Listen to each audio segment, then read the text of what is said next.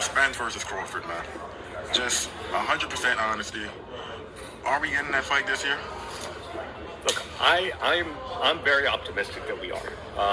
And if you ask Errol Spence, like we did during the telecast this past Saturday, in the Jim Gray interview, he was very definitive. He's predicting that we will get it this way.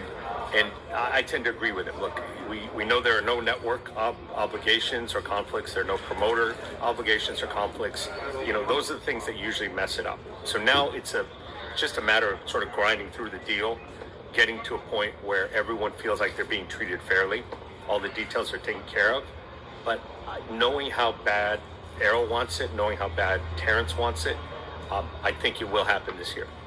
Gotcha. Now, I know you're not going to go into details about negotiations. All of that is always behind closed doors.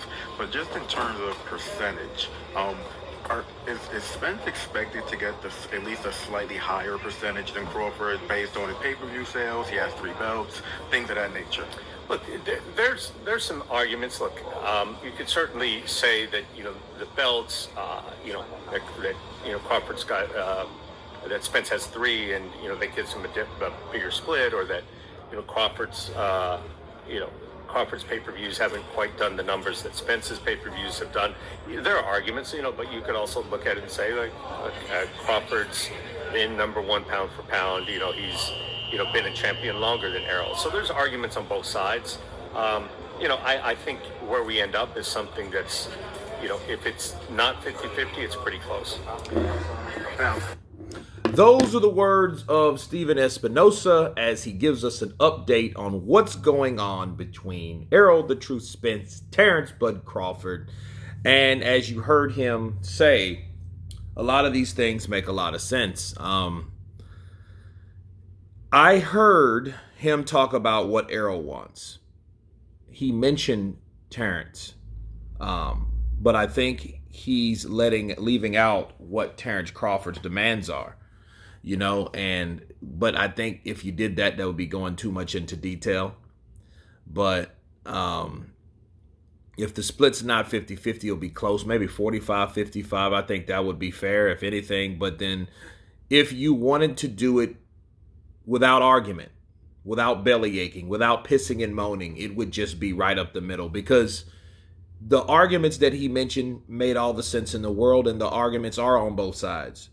Yes, Errol Spence went in 2017, took the belt in the UK in someone else's backyard from the IBF champion at the time, Kell Brook, and he's been a champion ever since.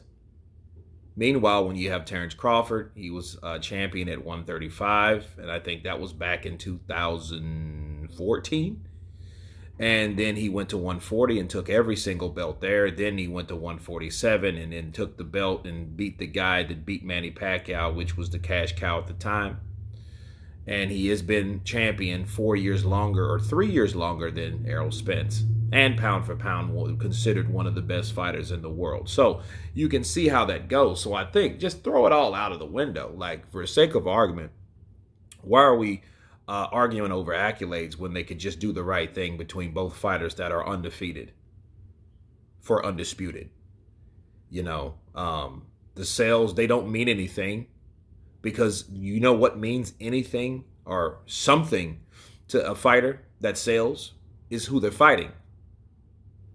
Example, Errol Spence, Mikey Garcia. He knew that fight was made due to Errol Spence getting more money or getting more support from more fans that weren't his.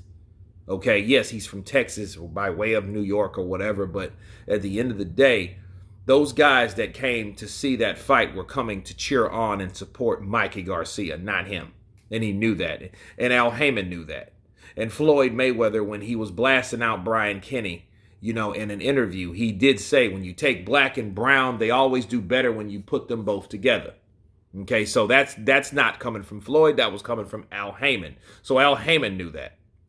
Okay, so a lot of his fights have been good fights, very good fights. Him and Sean Porter. Kell Brook fight was a good fight. Very good fights. Danny Garcia was pretty much the more mediocre fight because, Danny didn't put up as well of a fight that Sean Porter and Kell Brook did. However, they were very exciting fights. The Ugas fight was good even too. So, but then you have Terence Crawford stopping every single fighter that he's fought. Okay, I think with 6 fighters that he's fought and stopped. That's going way back. So it's a lot of things you take into consideration. And then if you keep talking about accolade for accolade, what we're going to end up doing is arguing. So when negotiating turns into arguing, this is what we have. Okay?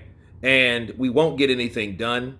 I'm glad they're still talking optimistic. Nothing guaranteed. You guys tell me what you think of Steven Espinosa saying there are arguments on both sides. So that lets you know that they're arguing on both sides. Tell me what you think. Of course, please subscribe. And you guys been Counterpunch. Peace.